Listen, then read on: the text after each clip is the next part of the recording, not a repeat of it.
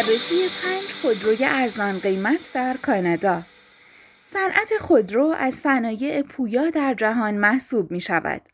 از این رو خودروسازان بزرگ در سطح جهان به کشور کانادا با وجود جمعیت نچندان بسیارش به چشم بازار مصرف بزرگی نگاه می کنند که در آن به شهروندان از ملل مختلف به صورت فعال به خرید و فروش خودرو می پردازند.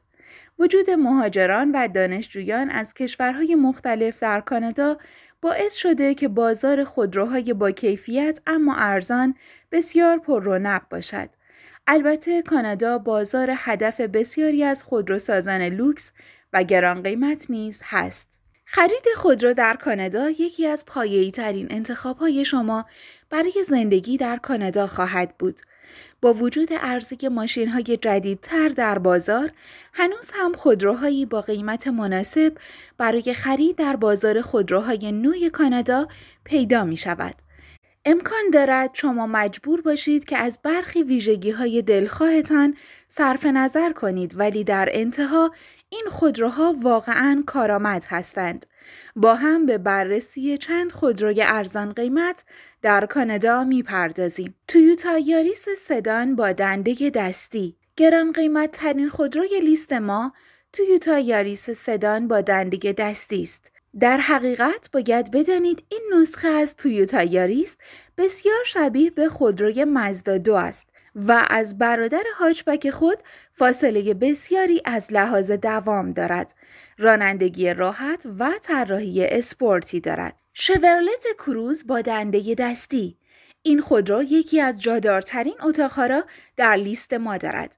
این خودرو که ابعادی شبیه به خودروی محبوب هوندا سیویک دارد، شاید به اندازه آن معروف نباشد، ولی امکانات مناسبی را ارائه می دهد. هوندا فیت با دنده دستی. با اینکه این خودرو در دسته ماشین‌های جمع و جور قرار می‌گیرد، اما به خاطر صندلی جادویی‌اش فضای داخلی فوق‌العاده‌ای را به شما می‌دهد. متأسفانه تنها رنگ موجود آن نقره متالیک است. تویوتا یاریس CE 3 درب 2018.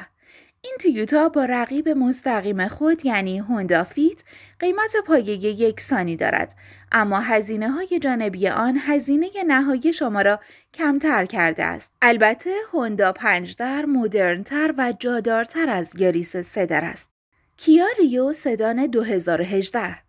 برای مدت زمان طولانی خودروسازان کره‌ای پادشاه بازار خودروهای ارزان قیمت بودند، اما این برتری با ورود خودروهای سایز کوچک و اقتصادی ژاپنی به خطر افتاده است.